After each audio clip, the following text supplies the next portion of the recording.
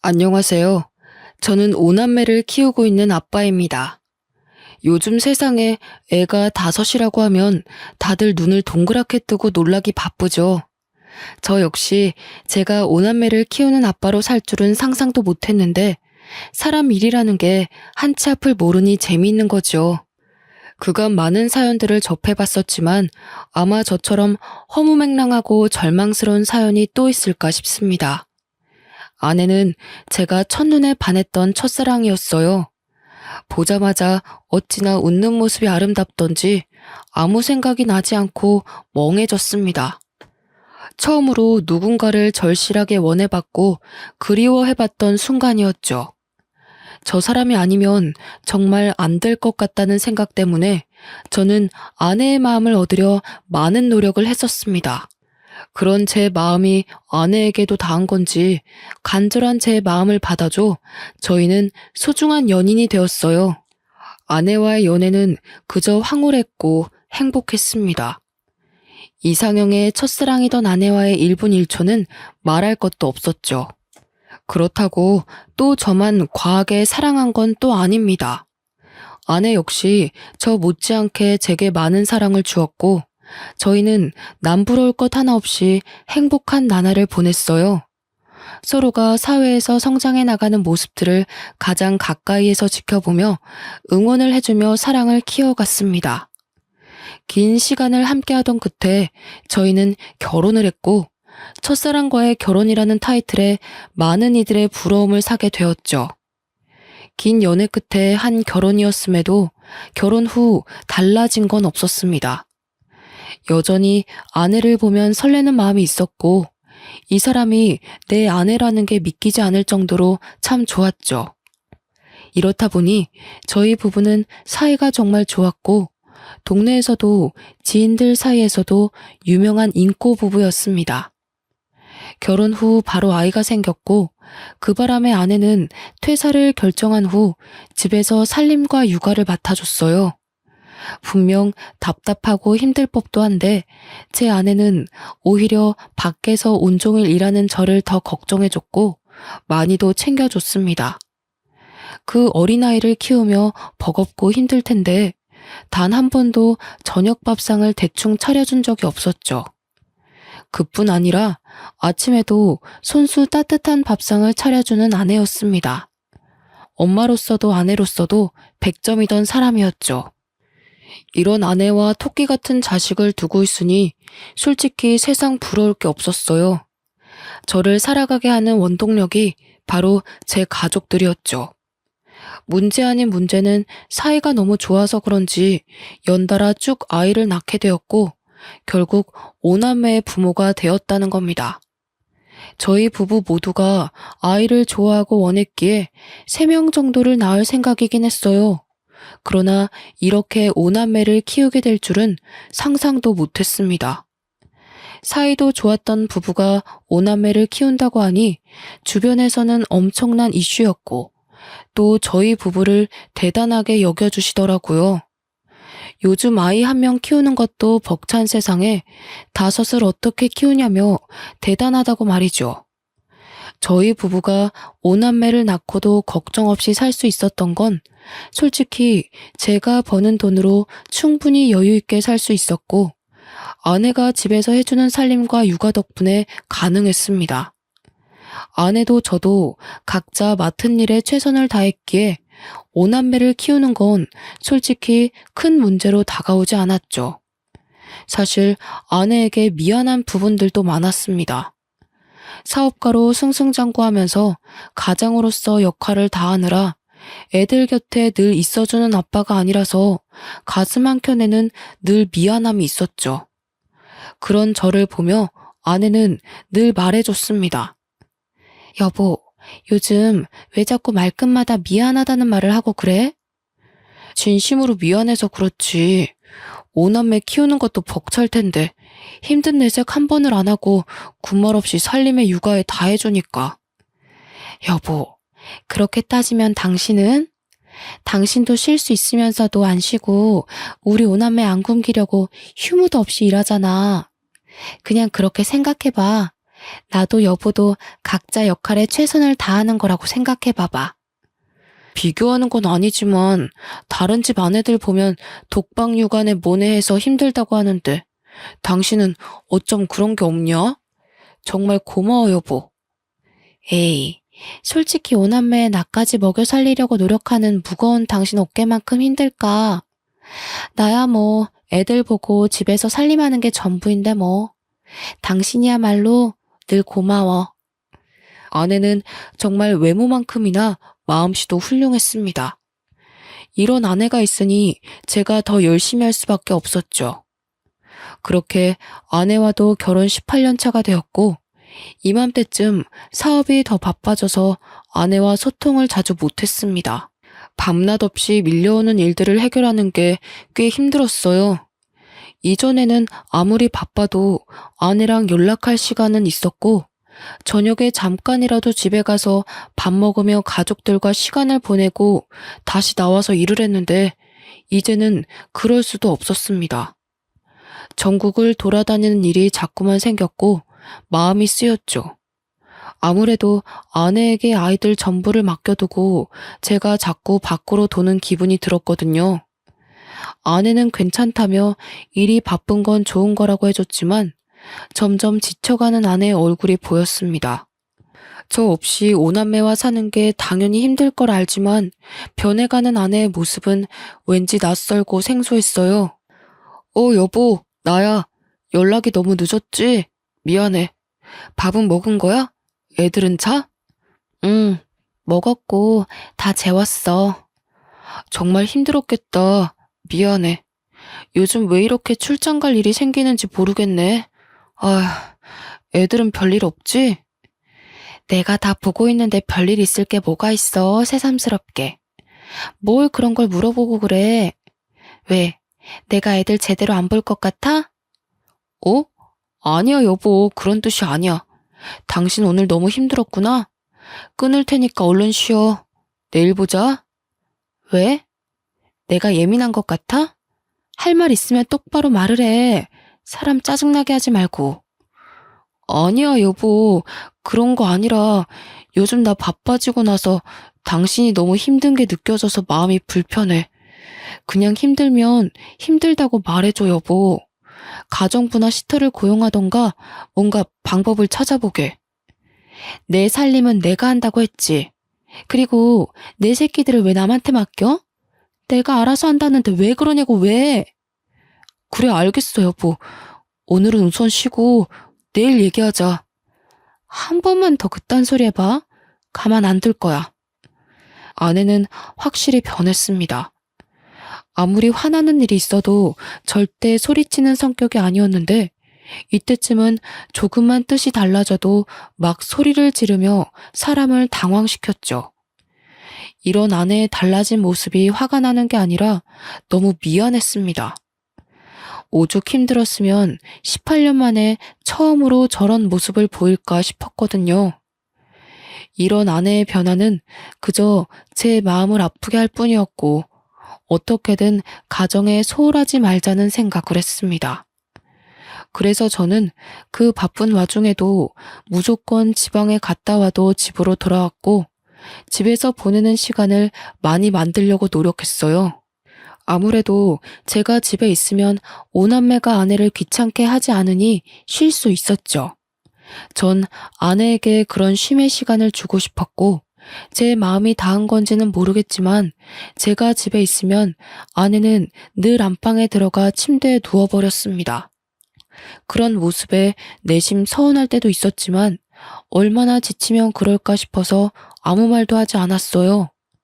18년차 부부라고 하기에는 저희 부부는 아직도 서로 조심하는 부분들이 많았습니다. 18년차가 되면 어느 정도 서로 편해지기도 하고 각자 사생활을 존중해주는 부부들이 많지만 저희는 그렇지 않았죠. 그래서 주위에서 이런 말도 많이 들었습니다.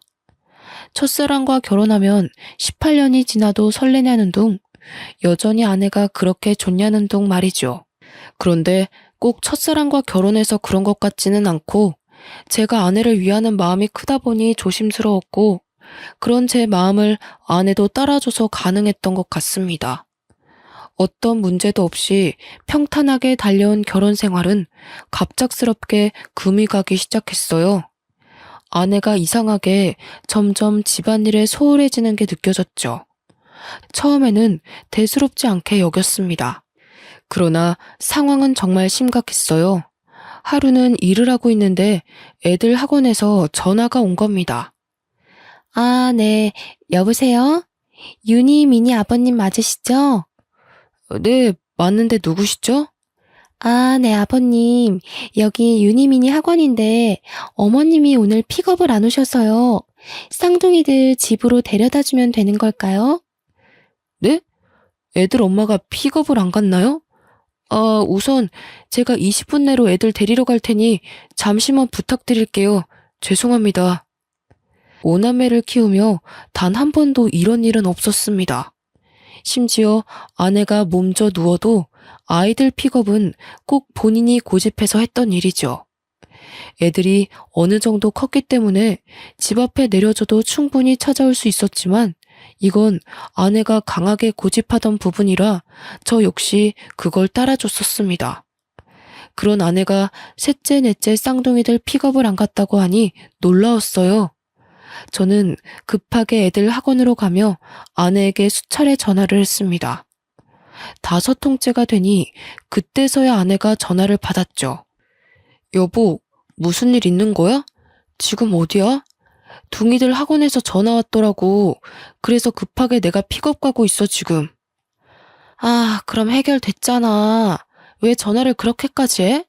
당신 의처증 있어? 뭐? 뭐라고 한 거야, 지금? 의처증이라니.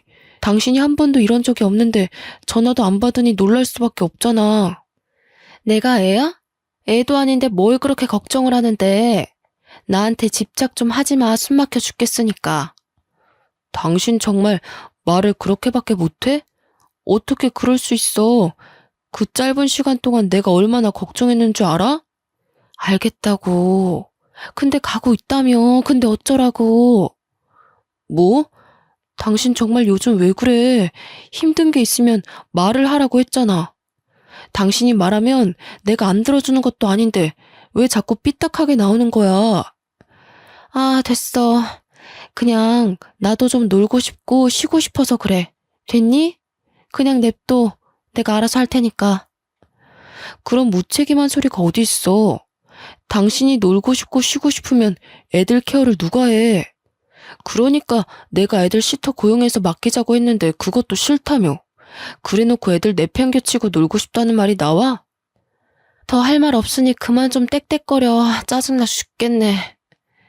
이날은 결혼 생활 중 가장 잊을 수 없는 날로 기억되었습니다. 한 번도 못 본 아내의 여러 모습을 봤던 날이었죠. 급한 대로 애들을 픽업해 집으로 간 후 저는 생각이 많아졌습니다. 그제서야 바빠서 제대로 직면하지 못했던 집안 꼴이 보였어요. 늘 아이들 먹거리와 간식거리, 그리고 밑반찬으로 가득 차 있던 냉장고는 텅텅 비다 못해 음료수와 인스턴트로만 가득 차 있더군요. 그뿐 아니라 집안 상태는 엉망이었고 설거지는 가득했습니다. 그걸 하나하나 치우며 가까이에서 보니 집안 상태는 최악이었어요. 여기서 제가 충격을 받은 건 아이들끼리 하는 대화를 듣고였습니다. 첫째와 둘째는 고등학생, 중학생이라서 본인들 의견을 확실하게 말하고 표현할 수 있는 나이였죠. 야, 최솔, 너 어제 엄마랑 이야기해봤어? 아니, 해보려고 했는데 엄마가 집에 안 왔잖아.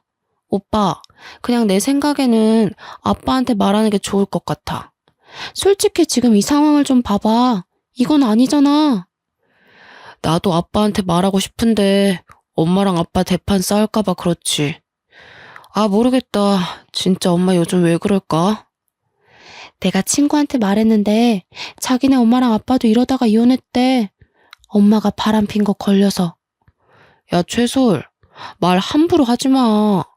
네 친구네 집이랑 우리 집이랑 같아? 엄마는 그냥 잠깐 방황하시는 거겠지. 엄마가 그럴 사람이냐? 아니, 솔직히 난 이상한 게 한두 가지가 아니야. 오빠는 남자라서 잘 모르겠지만 뭔가 동생들도 다 뭔가 아니야, 됐다. 첫째와 둘째의 대화는 머리를 한 대 얻어맞은 것처럼 충격적으로 다가왔습니다. 순간적으로 애들 방문을 확 열고 들어가 무슨 말이냐고 물어볼까 싶었지만 전 그러지 않았어요. 제 머릿속이 너무 복잡해서 이것들을 정리할 시간이 필요했죠. 생각해보니 아내는 단 한 번도 본인 입장을 내세워 본 적이 없었습니다. 늘 제가 원하는 대로 하려고 했고 아이들이 원하는 대로 살았던 사람이었죠. 그런 사람이 갑자기 이렇게 돌변한 건 단순한 이유는 아니겠다 싶었고 전 생각에 잠겨버렸습니다. 어쩌면 아내가 저에 대한 마음이 식어버려 더는 결혼 생활을 유지하고 싶지 않을 수 있겠다는 극한의 상황까지 가버렸죠. 하지만 멍청하게도 저는 아내에 대한 마음이 변한 게 하나 없었고 아내가 저렇게 된 게 전부 제 탓 같았습니다. 마음이 아프고 머릿속이 혼란스러웠어도 저는 오남매의 아빠이니 일을 해야 했습니다. 복잡한 심경은 잠시 뒤로 하고 다시 일에 집중하며 살았어요. 여전히 아내는 밖으로 돌았고 첫째와 둘째가 막내까지 돌보고 있다는 사실을 알게 되었습니다. 결국 아내의 의견을 듣지 않고 가사 도우미와 베이비시터를 고용해 아이들을 맡겼죠. 아내에게 대체 왜 그러냐고 따져 묻고 싶어도 너무 바빠서 그럴 시간도 없었고 아내랑 마주할 시간도 없었어요. 분명 아내도 베이비시터와 가사 도우미를 고용한 걸 알 텐데 제게 아무 말도 하지 않는 걸 보고 절망했습니다. 이제 정말 걷잡을 수 없을 정도로 아내와 멀어진 기분이 들었죠. 조금만 지나면 제가 숨 쉴 틈이 생기니 그때가 되면 아내에게 대체 왜 그러냐고 물어보려던 참이었어요. 그러던 어느 날 첫째에게 연락 한 통을 받았고 모든 게 무너지는 기분이었습니다. 다급하게 통곡을 하며 전화가 왔고 그 전화 내용은 셋째가 교통사고가 났다는 연락이었죠. 놀란 마음에 엄마는 어디 있는지 물어볼 새도 없이 전 곧장 병원 응급실로 향했습니다. 그렇게 도착해보니 첫째와 둘째가 울며 의식 없는 셋째 곁을 지키고 있었고 병원 관계자들은 저를 보며 보호자가 맞냐고 묻는데 정말 하늘이 무너지는 기분이었어요. 셋째가 사고가 났는데 보호자인 애엄마가 연락 두절이라 애들이 이러지도 저러지도 못했더라고요. 제게도 물론 전화를 했으나 전 회의 중이라 아예 받지도 못했습니다. 그 긴 시간 동안 애들끼리 얼마나 무섭고 불안했을지 또 셋째는 얼마나 아팠을지 생각하면 가슴이 찢어지는 기분이었죠. 정신이 없었지만 차근차근 해결해 나가려 정신을 딱 붙잡았습니다. 그런데 또 충격적인 얘기를 들어야 했어요. 보호자분, 환자분과 보호자분 수혈 적합 검사를 실시해 보았는데 수혈 자체가 불가능하세요. 지금 환자분 혈액 수치가 너무 떨어져서 B형의 혈액을 구해서 응급 수혈해야 되거든요. 여기 보호자가 수혈 동의서 작성해 주셔야 되세요. 네? 왜 수혈 검사가 안 되는 거죠? 아니, B형이요? 제가 윤이랑 혈액형이 같은데 무슨 말씀이세요? 윤이 A형 아닌가요? 네? 아니에요. 방금 검사실에서 연락받았는데 최윤님 B형이라고 확인받았습니다. 혹시 A형으로 알고 계셨어요? 일단 수치가 계속 떨어지니 서명 좀 바로 부탁드려요. 저는 정말 당황스러웠습니다. 우리 셋째가 B형이라니. 저랑 아내는 모두 A형인데 어떻게 B형이 나올 수 있겠습니까? 그제서야 셋째가 저와 닮은 구석이 없는 게 눈에 보이더라고요.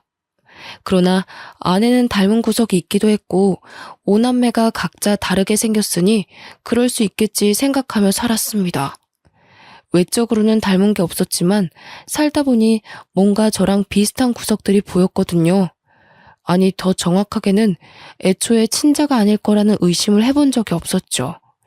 셋째와 저의 유전자 검사를 진행하는 과정에서 혹시나 하는 마음에 오남매 전부 친자 검사를 실시했습니다. 사실 두려웠어요. 이미 셋째는 제 친자가 아닌 걸 알게 되었고, 셋째가 쌍둥이니까 넷째도 친자가 아니라는 소리였죠. 그런데 혹시라도 오남매 중 한 명도 내 핏줄이 없다면 이 상황을 어떻게 헤쳐나가야 할지 모르겠더라고요. 그리고 대체 아내가 왜 이런 짓을 한 건지 납득할 수 없었습니다. 떨리고 두려운 마음으로 오남매의 친자 검사를 모두 했고 믿고 싶지 않은 결과를 확인하고 손이 떨리기 시작했습니다. 어떻게 5아이 모두가 친자가 아니라는 결과가 나올 수 있을까요? 저는 아직도 믿기지 않습니다. 결과가 확실하냐고 몇 번이나 되물었죠. 참 믿기지 않았던 게 저희 부부는 사이도 좋았고 자연 임신을 수도 없이 시도를 했습니다. 그렇기에 오남매를 무리 없이 낳아서 키울 수 있던 건데 친자가 아니라뇨. 여태 자연 임신을 시도했던 건 대체 뭔가 싶었고 저는 혼란 속에 비뇨기과로 향했습니다. 말을 꺼내기도 어이가 없고 수치스러웠지만 정확히 알아야 했어요. 그러자 의사는 제게 놀라운 말을 해줬죠. 최준호 씨, 혹시 모르셨던 건가요? 네? 제가 뭐를 몰라요? 그냥 말씀해 주세요. 아니, 최준호 씨 무정자증이신데 오남매를 키우신다고요? 그럴 수가 없거든요. 네? 제가 무정자증이라고요? 그럼 자연 임신을 수차례 시도했어도 애초에 불가능이었다는 거죠? 그렇죠. 무정자증이셔서 애초에 아이를 갖는 건 무리신데. 아무래도 아이들 친자 검사를 해보는 게 좋으시겠네요. 말을 하면서도 제 마음이 무겁네요. 놀랍게도 저는 아이를 가질 수 없는 무정자증이었습니다. 애초에 자연 임신을 그렇게 시도했어도 불가능했던 거였죠. 의사의 말을 듣고 나니 모든 퍼즐들이 하나씩 맞춰지기 시작했습니다. 동시에 아내에 대한 증오스러운 마음이 점점 커지기 시작했고 왜 제게 이런 일까지 벌였는지 이유가 알고 싶었어요. 아내를 만나러 가기 전 생각을 정리할 시간이 필요했습니다. 그래서 부부 상담사로 일하고 있는 친한 지인을 찾아가서 그간 있던 일들을 모두 실토했죠. 나 무정자증이래. 그리고 우리 오남매 전부 내 친자가 아니라더라. 이번에 셋째 교통사고 나서 수혈을 해야 했거든. 그래서 내 피 주려고 병원에 말했더니 친아빠가 맞냐고 하더라. 혈액형이 다르다고. 참, 뭐야? 너 이거 사실이야? 친자 검사를 해본 거야?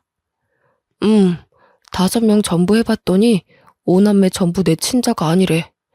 나는 지금 이것도 충격이지만 대체 그 사람이 왜 나한테 그랬는지 너무 알고 싶어. 나는 몰랐어도 본인은 알았을 거 아니야. 그런데 어떻게 18년을 감쪽같이 속이고 살았을까? 이건 보통 일이 아닌데? 너 괜찮냐? 하도 어이가 없고 충격적이라서 눈물도 안 나온다. 그냥 집사람이랑 대면을 해야 하는데 그 입에서 무슨 말이 나올까 무서워. 나랑 결혼 생활을 하는 내내 외도를 했다는 거잖아. 맞지? 준호야, 내 말 잘 들어. 우선 너 정신 똑바로 차려야 해. 알겠지? 집사람 분명히 불륜이니까 증거 똑바로 잡아야 해. 열받고 감정이 격해지겠지만 결국 이성 찾고 증거를 찾는 게 준호 네가 이길 수 있는 방법이고 복수할 수 있는 방법이야. 어떻게 증거를 찾아야 할지도 모르겠어. 그냥 머릿속이 백지처럼 새하얘. 내가 아는 탐정이 있거든? 내 지인인데 정말 합법적으로 증거 잘 찾아주니까 그쪽 도움 받아봐. 내가 말해둘게. 알겠지? 혼란스러워 아무 생각도 할 수 없었던 저였지만 지인의 도움으로 조금씩 자리를 잡아가게 되었습니다. 아내에게 왜 그랬냐고 당장이라도 따져묻고 싶었지만 지인과 대화를 해보니 증거를 찾는 게 우선이라는 생각이 들었죠. 그래서 열받고 분하지만 증거를 찾을 때까지는 입을 다물고 있기로 했어요. 솔직히 많은 생각이 들었습니다. 오남매 모두 아빠가 다른 건지 아니면 다 같은 아빠인 건지 이것조차 알 수 없는 상황이니 미치고 팔짝 뛸 노릇이었죠. 그렇게 하루하루를 애타며 그 결과를 기다렸고 드디어 아내의 화려한 비밀을 알게 되었습니다. 아마 제 사연을 읽는 분들도 많이 놀라실 텐데 차분히 말해볼게요.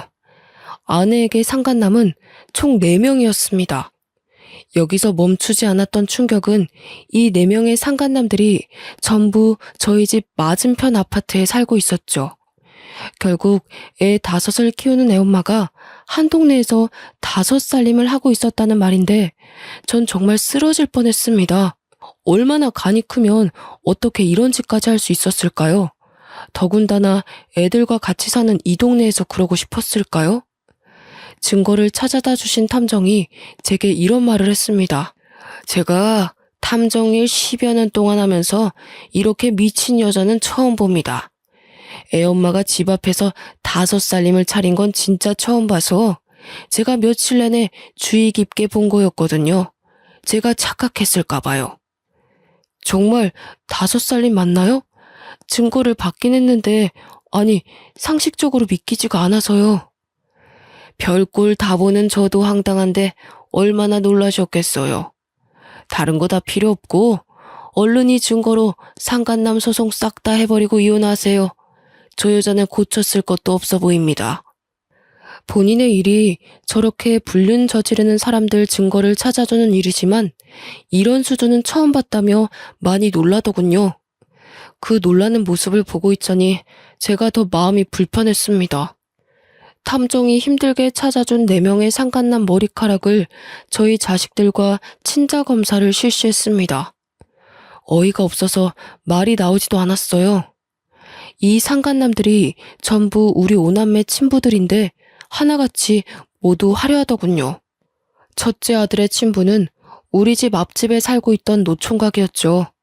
앞집에 사는 사람이라 한두 번 마주친 게 아니라 더 소름 끼쳤습니다.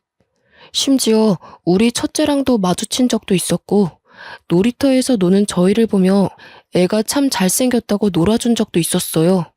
지금 와서 생각해보면 저랑 애만 빼고 둘은 아주 스릴 넘치는 짓거리를 하며 그 더러운 관계를 유지했더라고요. 첫째 친부의 정체를 알고 나자 온몸에 힘이 빠졌지만 아직도 들을 상간남들이 너무 많이 남아서 멍하니 들었습니다. 둘째 딸아이는 우리 집 윗윗집에 살고 있는 60대 유부남이라고 하더군요. 이 집은 제가 또 잘 알아서 눈물이 날 것 같았습니다. 60대 부부가 참 열정이 넘쳤고 자주 마주치게 되어 저희 집에서도 그 집에서도 함께 술자리를 자주 가졌었죠. 제가 형님, 형수님 하며 깍듯하게 대했고 서로 참 잘 지냈는데 어떻게 이런 일이 생길 수 있는 건지 모르겠더라고요.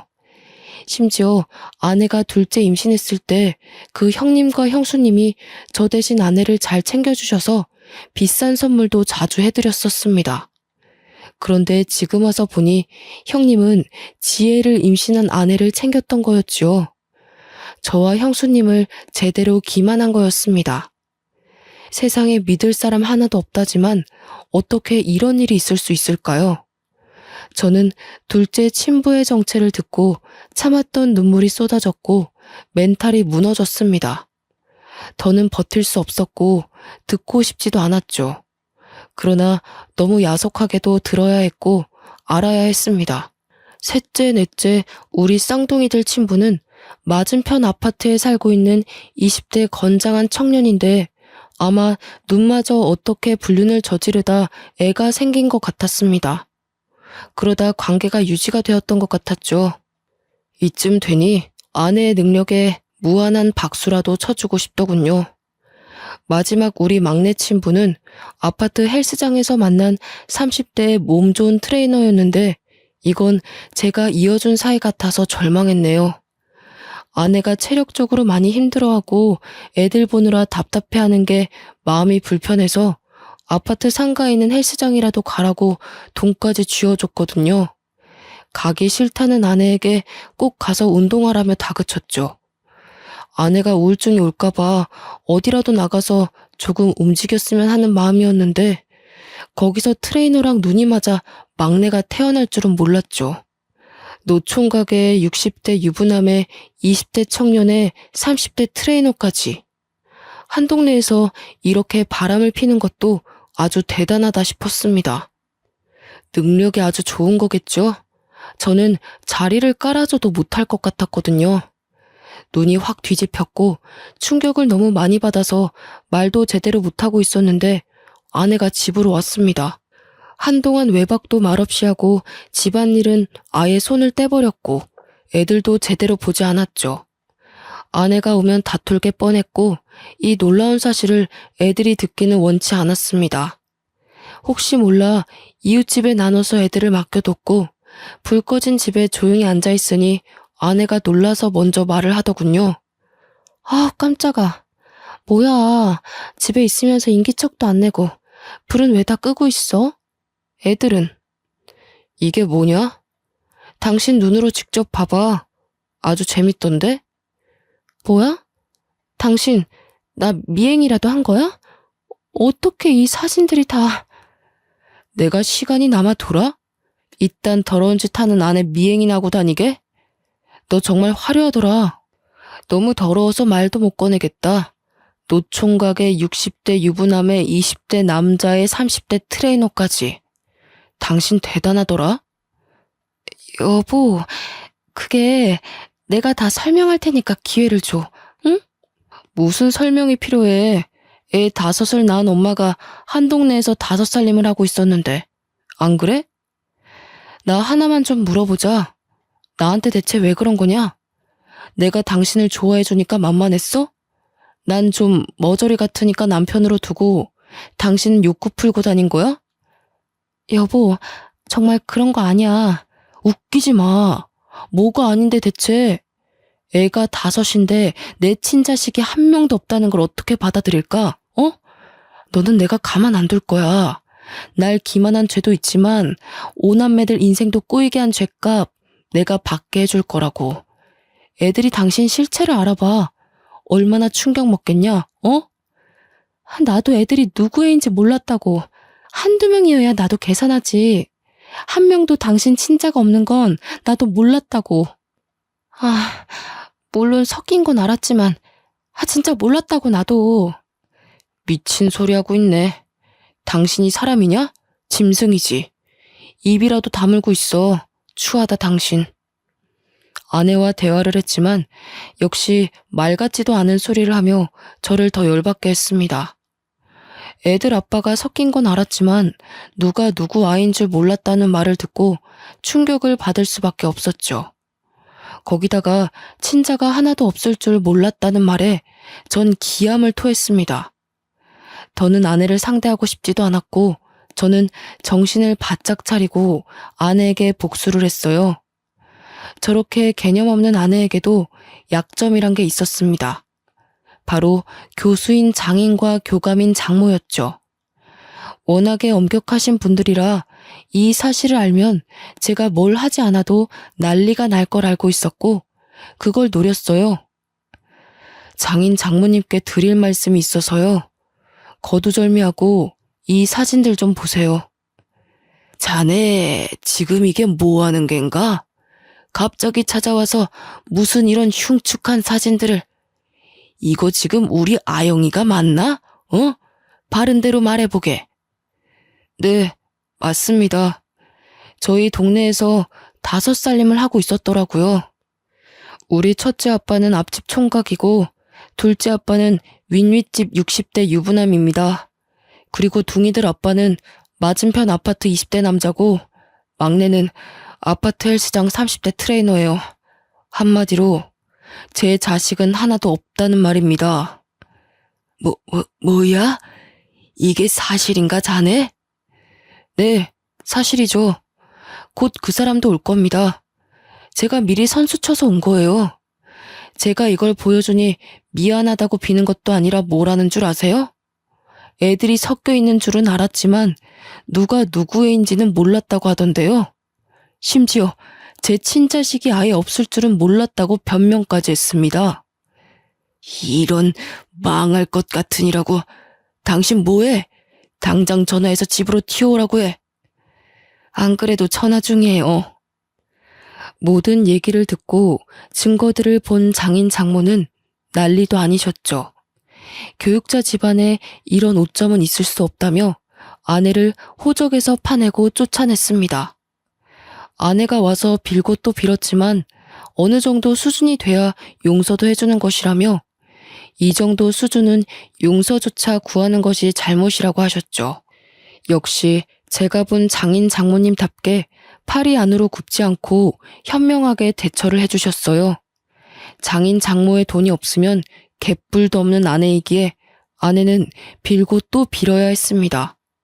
그럼에도 불구하고 장인 장모는 아예 아내를 쳐내버렸고 저 역시 법적 대응을 시작했죠. 이 시간이 제게 너무 힘든 시간이었는데 장인 장모가 수없이 찾아와 사죄했습니다.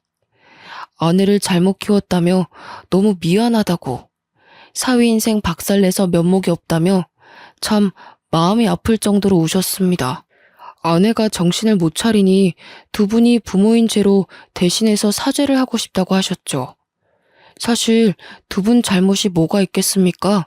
저 역시 두 분께는 악감정은 없었기에 그만하셔도 괜찮다고 늘 말을 했습니다. 아내와 법적으로 다투던 것들이 이혼뿐 아니라 많고 다양한 상간남 소송을 전부 하고 있었고 양육권 문제도 있었죠. 사실 제 친자는 하나도 없는 우리 오남매는 아내가 키우는 게 맞긴 합니다. 그러나 저런 능력도 없는 아내에게 오남매를 보내고 싶지 않았어요. 애들 미래가 어떻게 될지 뻔히 보였습니다. 거기다 아무렴 키운 정이 있고 내 새끼들로 여태 키웠는데 친자가 아니라고 해도 도저히 오남매를 버릴 수는 없었습니다. 그래서 제가 오남매를 키우기로 했고 법정에서도 경제적 능력이 있는 제 손을 들어줬습니다. 여기서 오남매의 의견도 물어봤는데 어느 정도 사실을 알게 된 오남매 모두가 저와 함께 살고 싶다고 의견을 냈죠. 긴 싸움 끝에 아내에겐 위자료를 받고 이혼을 끝냈고 상간남 소송도 전부 승소해 위자료를 아주 두둑하게 챙겼습니다. 우픈 얘기지만 상간남이 많으니 위자료만 해도 억소리가 나더군요. 거기다 아내는 제게 오남매 양육비를 매달 줘야 했기에 막막할 겁니다. 경력 단절에 능력 부족인 아내가 무슨 일을 할 수 있을까요? 큰 사건을 겪었고 슬픈 진실을 알게 되었던 저와 오남매는 오히려 이전보다 더 돈독해졌습니다. 누구 자식들인지 충격이 컸을 텐데 더 씩씩하게 지내줘서 참 고마운 거 있죠. 아내와 살았던 기억을 전부 잊어내고 싶었고 5살림이나 차린 그 동네에서 오남매와 살기 싫었기에 저희는 기회 삼아 더 좋은 집으로 이사를 했어요. 이사 후 이모님들 도움을 받아서 살림과 아이들 양육을 하고 있지만 또 큰애들이 동생들을 잘 돌봐주기도 해서 저는 걱정 없이 돈을 벌고 있습니다. 그리고 끝까지 사죄하시던 장인 장모님이 아내는 버렸지만 오남매와 저를 놓지는 못하셨어요. 제가 일이 바쁜 것도 알고 오남매를 엄마 없이 키우려면 얼마나 신경을 많이 써야 하는지 아셨기에 따뜻한 손길을 내밀어 주셨습니다. 간혹 이모님들이 사정이 있거나 하면 두 분이 오셔서 오남매를 봐주시기도 하고 오남매 각자에게 통장도 지어주시고 노력을 많이 하고 계세요. 처음에는 아예 연을 끊어버리고 싶었으나 두 분에게는 애틋한 손주들이라 그럴 권리는 없다고 판단해서 아내와 절대 접촉하지 않는 조건으로 허락을 했습니다. 이렇게 오남매와 새로운 터에 자리를 잡고 다시 여유가 생기니 문득 전처가 어떻게 지내는지 궁금하더군요. 그런데 아내의 소식을 윗윗집에 살던 형수님께 들었습니다. 제가 상간남 소송을 하면서 유부남이었던 둘째 친분에도 풍비박산이 났거든요. 형수님과 함께 서로 울면서 참 고통을 겪어냈었는데 1년이 지나고 전화 한 통이 왔었죠. 잘 지내고 있지? 애들도 괜찮고? 너도 괜찮은 거지? 네, 저희는 이제 안정을 되찾았어요. 그나저나 형수님은 괜찮으세요? 나는 거기 싹 정리하고 이혼하고 위자료 두둑하게 챙겨서 공기 좋은 곳에서 조용히 살고 있어. 다음에 애들 데리고 놀러와. 쉬고 싶을 때. 잘하셨어요. 너무 충격받으셨을 텐데 형수님도 마음 놓고 편하게 사세요. 다음에 꼭 놀러 갈 테니까 그때까지 건강하셔야 해요. 참, 애들 엄마 소식 들었거든. 여기 살림 차린 상간남들 전부 버렸다고 하더라. 상간남 소송하면서 직장에 소문나서 잘린 사람도 있었고 우리처럼 이혼한 집도 있고 뭐 그래서 그런지 하나같이 다 버렸다고 하더라고. 아, 그래요? 그거 참 잘 됐네요. 쌤통이네요. 더 쌤통은 친정에서도 버림받았잖아. 그래서 지금 오갈 곳도 없고 돈도 없어서 숙식 제공해주는 식당에서 설거지하고 뭐 그런가 봐. 5살림하며 화려하게 살던 게 아주 꼴 좋더라. 우연히 들은 전처의 소식은 한편으로는 불쌍하면서도 쌤통이었습니다. 그러게 조용히 잘 살지 왜 그렇게 무모한 짓을 해서 팔자에도 없는 고생을 하며 살까 싶었죠. 저는 지금도 앞으로도 5남매만을 위해 살 겁니다. 주변에서는 그렇게까지 왜 책임을 지냐고 하지만 누가 뭐라고 해도 제 자식들이거든요. 제 사연을 끝까지 봐주신 분들도 왜 친자가 아닌데 키우냐는 말보다는 5남매와 제 앞날을 응원해 주시길 바랄게요. 긴 사연 들어주셔 감사드리고 돌다리도 두들겨 보고 건너자고요 우리.